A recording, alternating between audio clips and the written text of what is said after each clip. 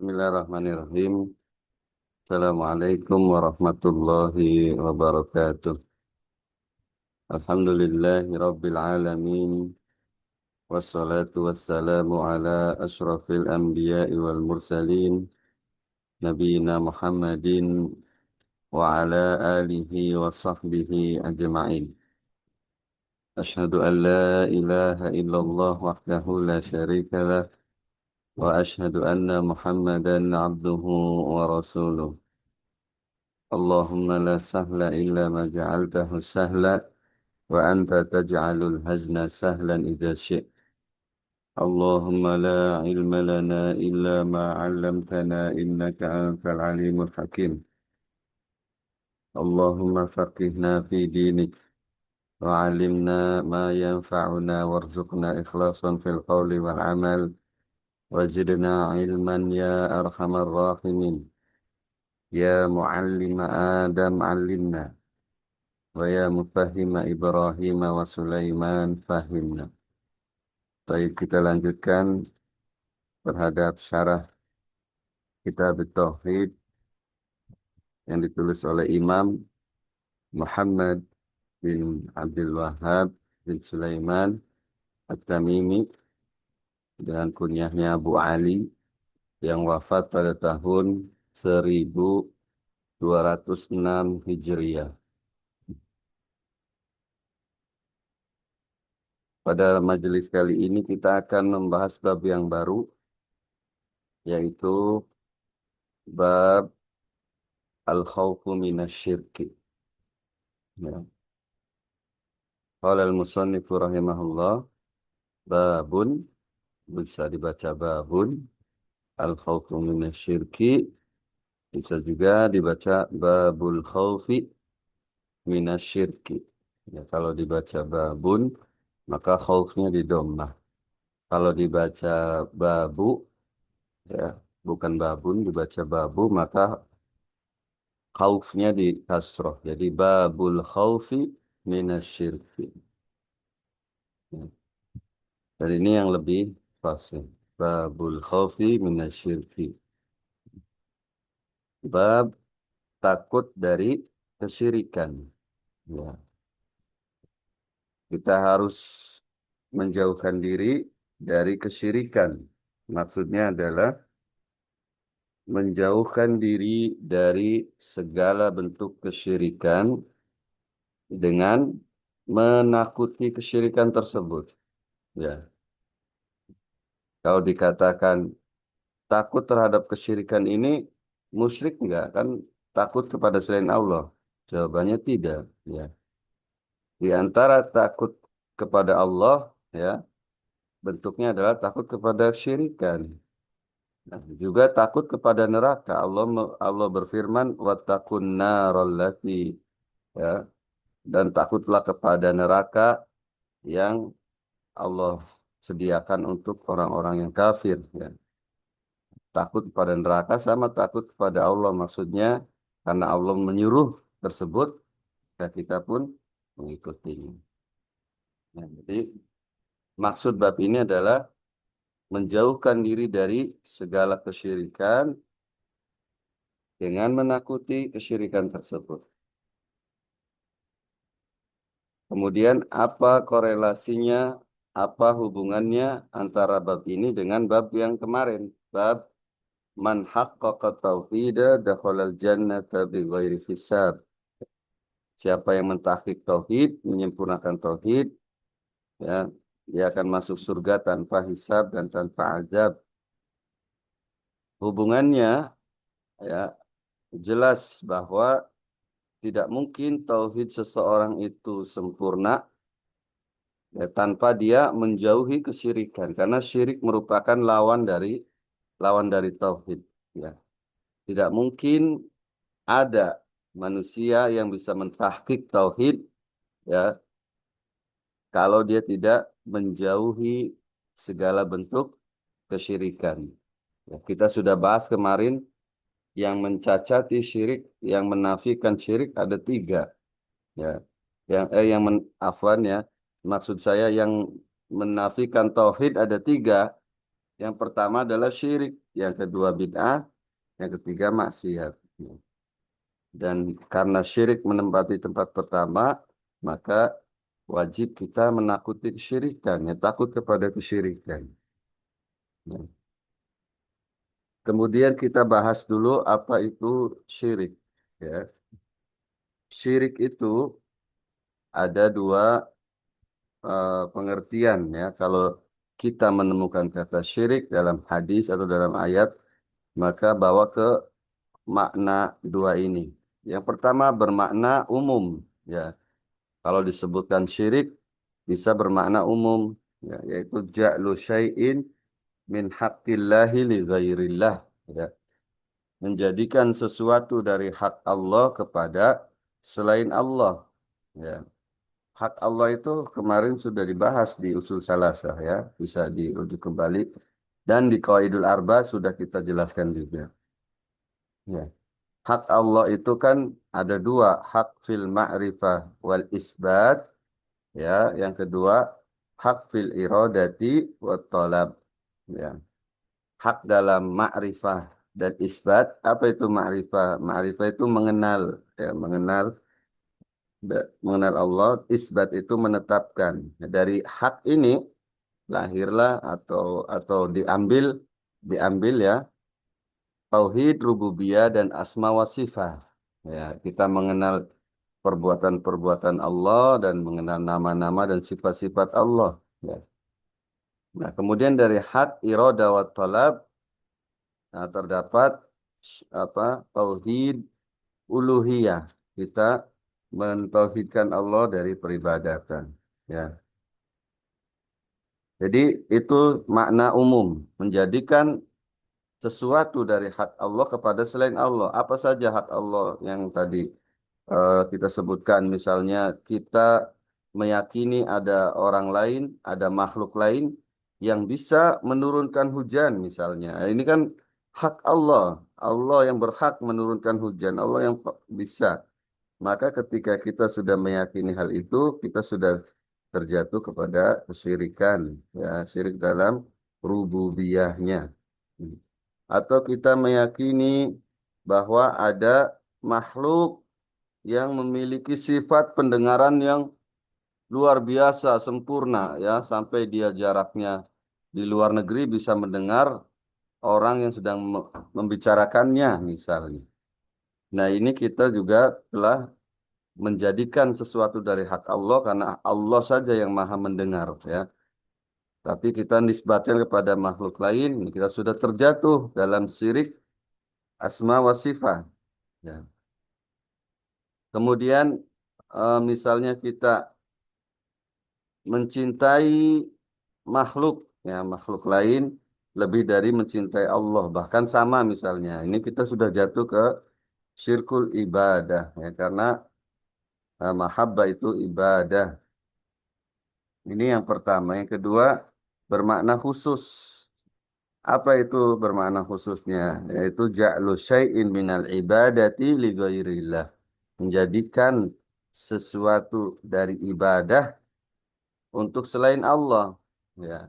Memalingkan ibadah tertentu atau satu ibadah untuk selain Allah. Nah, ini bermakna khusus. Syirik bermakna khusus. Yang dibahas dalam kitab ini adalah syirik bermakna khusus. Ya, syirik bermakna khusus, yaitu syirik pada uluhiyah dan kadang rububiyah, ya. Tapi kebanyakan uluhiyah. Kemudian syirik dari kekuatannya, ya, dari kadarnya itu dibagi menjadi dua. Ada syirik akbar dan ada syirik asghar. Ya. Syirik akbar, apa bedanya? Apa pengertian syirik akbar? Syirik akbar itu ja'lu syai'in min haqqillahi li ghairihi, ya, yazulu ma'ahu aslul iman. Menjadikan sesuatu dari hak Allah untuk selain Allah, ya, yang menghapuskan akar keimanan dari seseorang, ya. Ketika seorang melakukan syirik akbar, maka terhapus keimanannya dari akar-akarnya, ya. Artinya dia secara tidak langsung sudah keluar dari Islam, ya. Ketika dia melakukan syirik akbar, mengeluarkan dari Islam. Kemudian yang kedua syirik asgor, syirik kecil, ya. Sama definisinya, ja'lu syai'in min haqqillahi li ghairihi yazulu ma'ahu kamalul iman, ya. Bedanya kalau syirik asgor ini eh, menghapuskan kesempurnaan iman. Nah, jadi imannya itu tidak sempurna ketika dia melakukan syirik asgor, ya, dicacati oleh syirik tersebut, ya. Kemudian apa persamaannya syirik asgor dan syirik akbar dan syirik asgor? Yang kedua, ya, persamaannya dulu, ya. Persamaannya yang pertama adalah kedua-duanya membatalkan ibadah atau amalan yang saat itu sedang dia lakukan. Syirik akbar membatalkan amalan yang sedang dilakukan, bahkan membatalkan Islam. Syirik asgor membatalkan keimanan tadi, tidak diterima, ya, amalannya. Ketika dia sedang sholat, dia terjangkit riya misalnya, maka sholatnya tidak diterima, ya, menghapuskan pahalanya maksudnya. Pahala sholatnya itu tidak ada, ya, persamaannya. Kemudian eh, perbedaannya. Perbedaannya yang pertama, kalau syirik akbar mengharuskan pelakunya kekal di neraka selama-lamanya, tidak ada kesempatan sedikit pun untuk masuk surga, ya. Ini bagi pelaku syirik akbar. Kalau dia meninggal dalam keadaan berbuat syirik akbar, ya, meninggalkan dunia dalam keadaan membawa dosa syirik besar atau belum tobat. Yang kedua, kalau syirik asgor itu ditimbang bersama dosa-dosanya, ya, ditimbang bersama dosa-dosanya. Jadi tidak kekal di neraka, ya. Pelaku syirik asgor tidak kekal di neraka, ya. Ketika dosa syiriknya itu sudah bersih di neraka, maka dia endingnya akan masuk surga. Ya, kalau kalau dia membawa dosa syirik asgor. Ini para ulama mengatakan demikian, ya, jumhur ulama mengatakan demikian. Ya, ini syirik. Makanya kita wajib takut kepada kesyirikan, harus takut kepada kesyirikan. Ya, karena Nabi saja, ya, seorang Nabi ulul azmi, kemudian Sayyidul Mursalin, ya, Nabi Muhammad SAW itu sering berdoa, eh, Allahumma inni a'udzubika an usyrika bika wa ana a'lamu wa astaghfiruka lima la a'lam. Kata beliau, ya Allah, ya, aku berlindung kepadamu dari berbuat syirik kepadamu dalam keadaan aku mengetahui, dan aku meminta ampun kepadamu dalam keadaan dari berbuat syirik dalam keadaan aku tidak mengetahui, ya. Karena kata Abdullah bin Abbas, syirik itu seperti semut hitam, ya, karena melati soda di atas sifatil soda, di atas batu yang hitam, di tengah kegelapan malam. Jadi sangat tersembunyi kesyirikan itu, ya.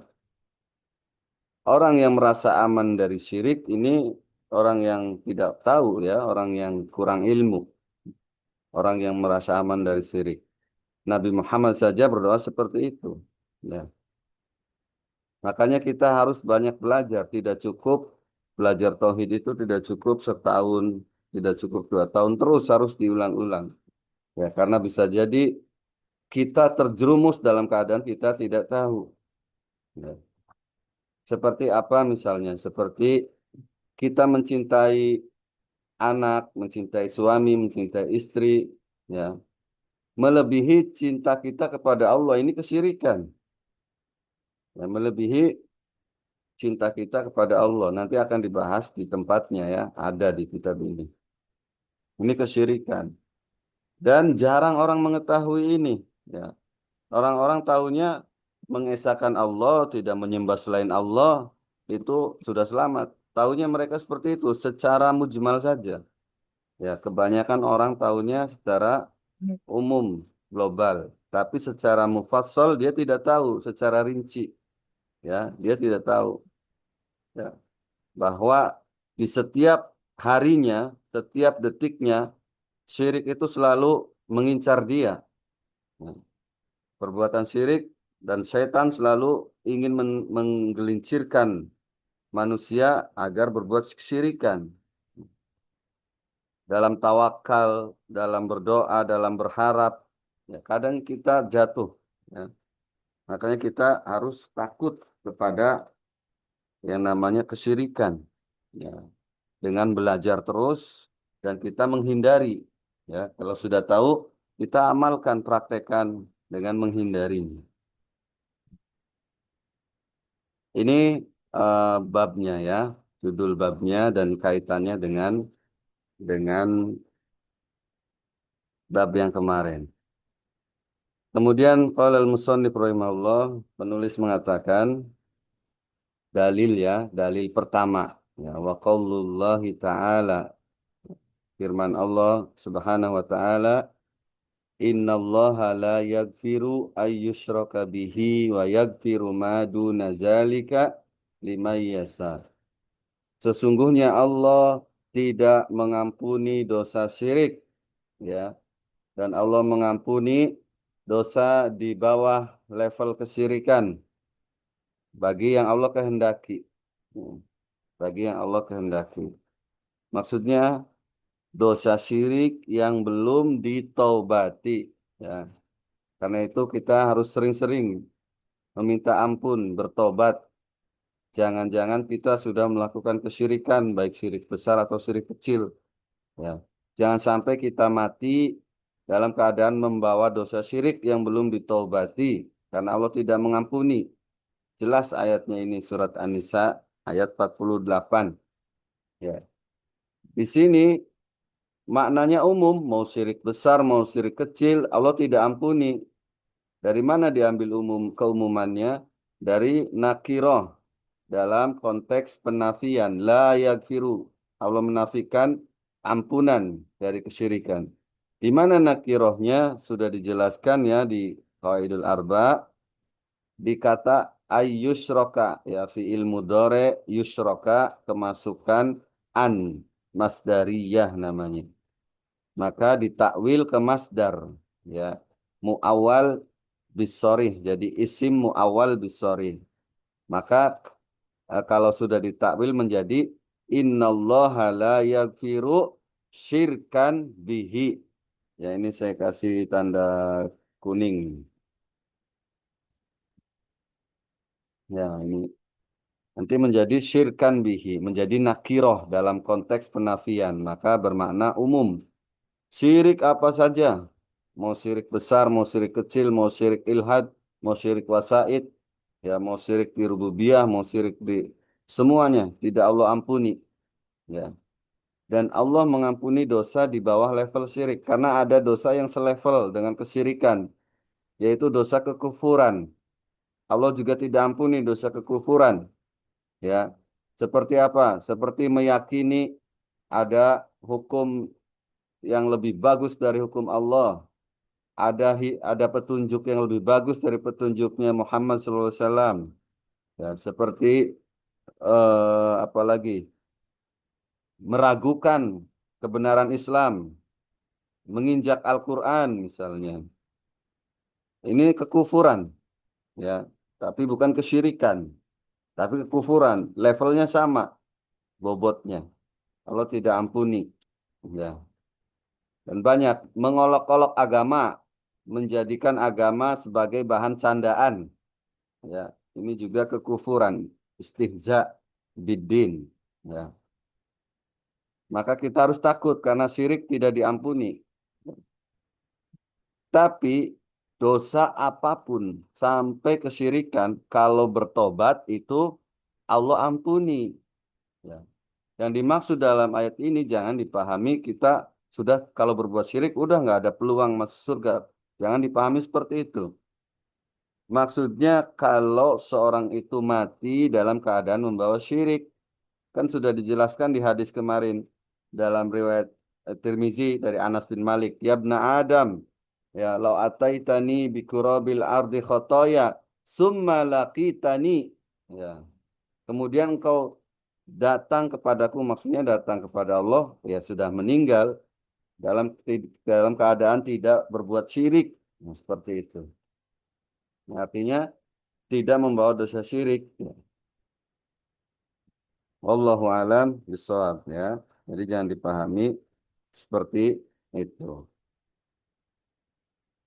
Summa qala al-musannifu rahimahullah. Dalil yang kedua, wa qala al-Khalil alaihi salam. Ya, al-Khalil, siapa al-Khalil? Kekasih Allah, ya, Ibrahim alaihi salam. Dalam surat Ibrahim ayat 35, dia Allah menghikayatkan ucapan Ibrahim. Kata Ibrahim, wajnubni wa baniya an na'budal asnam. Ya, dan ya Allah, jauhkanlah saya dan anak cucu saya, kata Ibrahim, dan keturunan saya dari menyembah asnam. Asnam itu jamak dari sonam. Sonam itu semua yang disembah selain Allah. Semua yang disembah selain Allah. Ya. Dari mana sisi pendalilannya kita harus takut? Ya. Ada dua. Yang pertama, ini yang berdoa Al-Khalil. Orang yang disifati dengan mentahqiq tauhid, sempurna tauhidnya. Tidak ada di atasnya kecuali Rasulullah SAW, Muhammad SAW. Ya. Tidak ada lagi selain Muhammad SAW yang bisa melewati beliau. Ya. Ini yang berdoa adalah Al-Khalil, Ibrahim alaihissalam.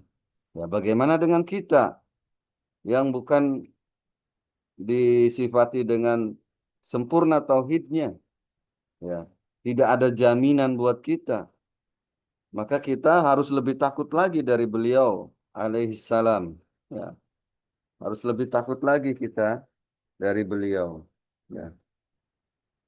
Yang kedua, bahwasanya yang diminta oleh beliau, yang diminta oleh Al-Khalil adalah dijauhkan dia dan anak-anaknya dari asnam, dari sonam, ya, dari menyembah selain Allah.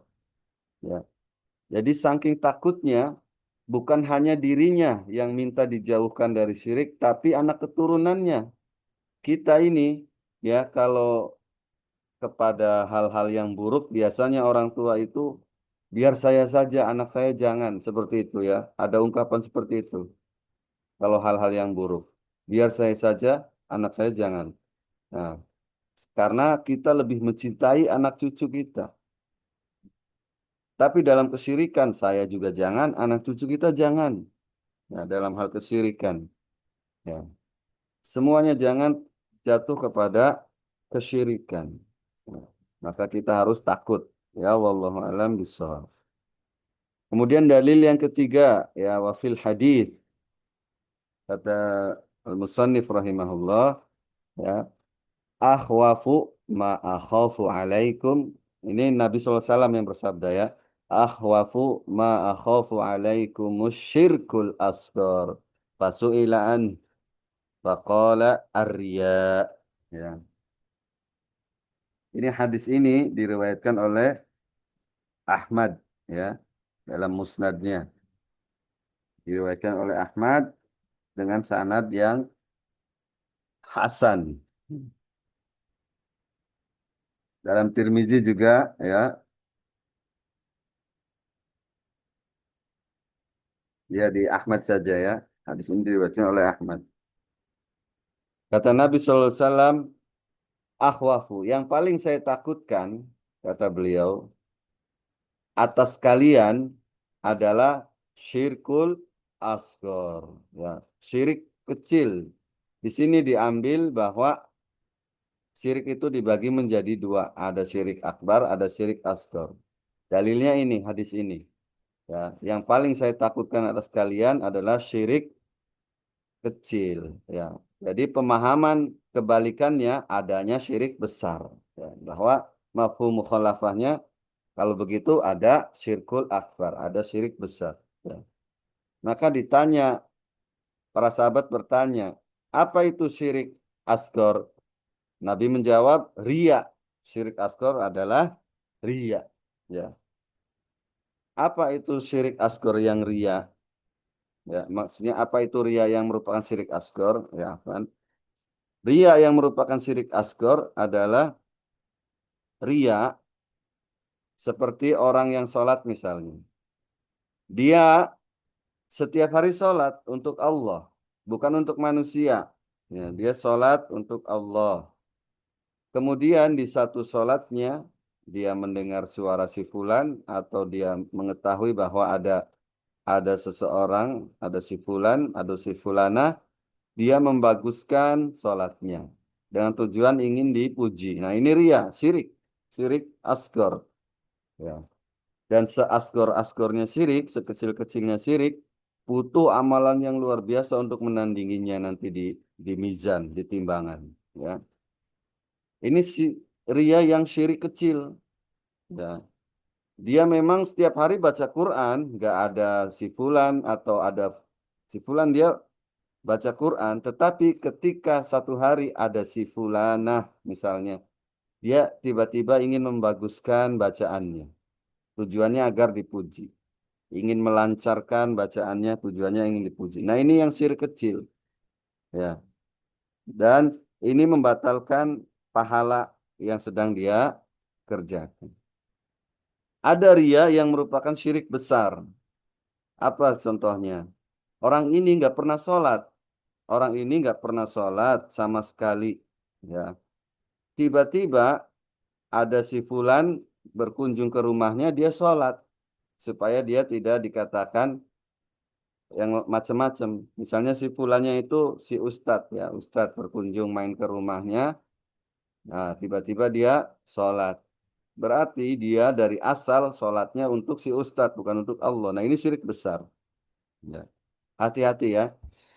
Si fulan dan fulanahnya itu baik itu anak, istri, suami, ya, tetangga atau yang lainnya.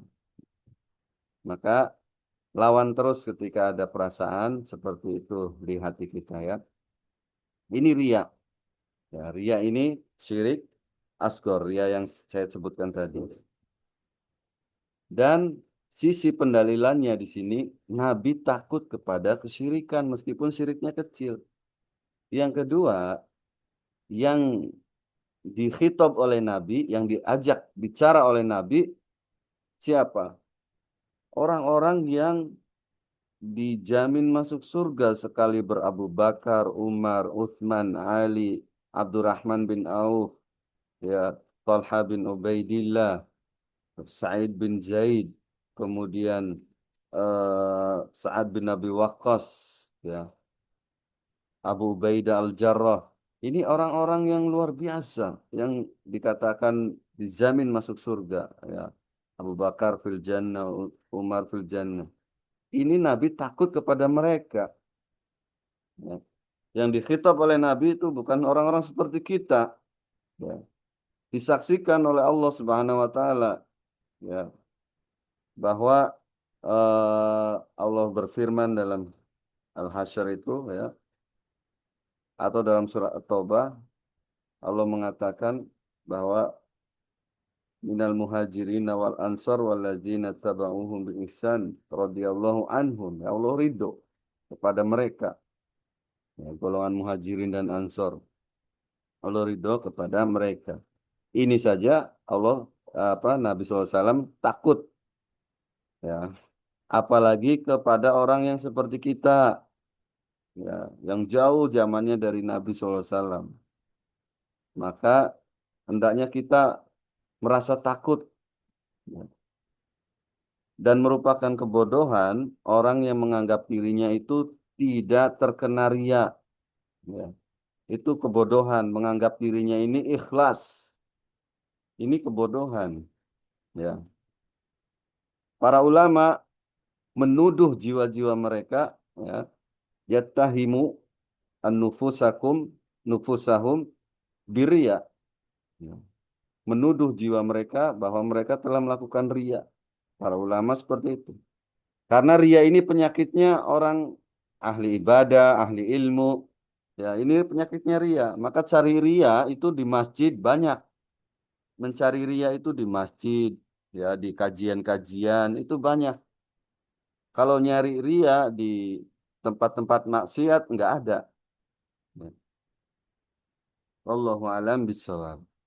Summa qala al-musannifu rahimahullah wa 'an ibni Mas'udin radhiyallahu an anna Rasulullah sallallahu alaihi wasallam qala man mata wa huwa yad'u Allah wa huwa yad'u lillahi niddan dakhalal dakhalan nar afanya. Rawahul Bukhari. Nah, ini merupakan penjelas ayat yang di atas juga, ya. Kata Abdullah bin Mas'ud, ya, bahwasanya Rasulullah SAW bersabda, barang siapa yang meninggal, ya, dalam keadaan dia menyeru beribadah kepada selain Allah, maka dia akan masuk neraka. Ya, jadi menjadikan untuk selain Allah niddan. Niddan itu tandingan, jamaknya andad. Andad itu yang tadi disebutkan, ditafsirkan oleh Abdullah bin Abbas, yaitu syirik yang halus. Seperti semut hitam berjalan di atas batu hitam di tengah gelapnya malam. Ya, ini. Jadi, barang siapa yang meninggal dalam keadaan dia membawa dosa syirik, dia pasti masuk neraka. Kata Nabi Sallallahu Alaihi Wasallam. Diriwayatkan oleh Imam Bukhari. Maka syirik ini mewajibkan masuk neraka, maka kita harus takut kepada kesyirikan. Semakala al-musannif rahimahullah wali muslimin an Jabirin radhiyallahu an anna Rasulullah sallallahu alaihi wasallam qala man laqiya Allah la yusyriku bihi syai'an dakhala al-jannah wa man laqiyahu yusyriku bihi syai'an dakhala an-nar. Ya.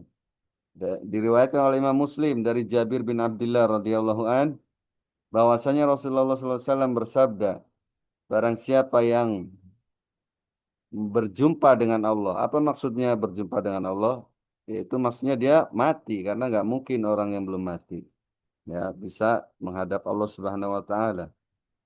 Ya, barang siapa yang meninggal ya dalam keadaan dia tidak berbuat syirik, maksudnya dia tidak membawa dosa syirik, syirik besar maupun syirik kecil, ya, dakhalal jannah, dia pasti masuk surga.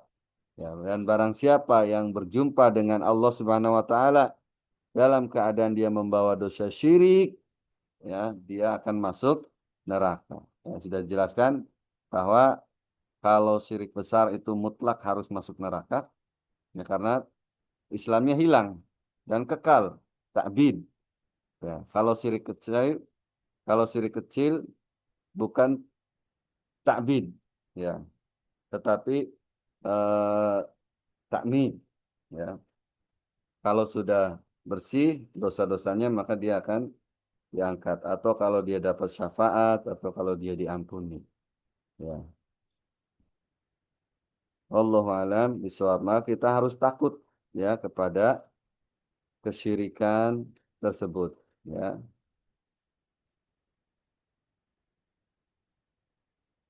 Nah, saya rasa cukup sampai di sini. Dan insya Allah di pertemuan berikutnya kita bahas masail di bab ini, ya, bab takut dari kesyirikan, ya, takut dari kesyirikan. Nas'alullah ta'ala mimma yanfa'una wa yanfa'ana bima 'allamana innahu waliyyu dzalika wal qadiru alaih. Subhanaka Allahumma bihamdik asyhadu an la ilaha illa anta astaghfiruka wa atubu ilaik. Assalamualaikum warahmatullahi wabarakatuh.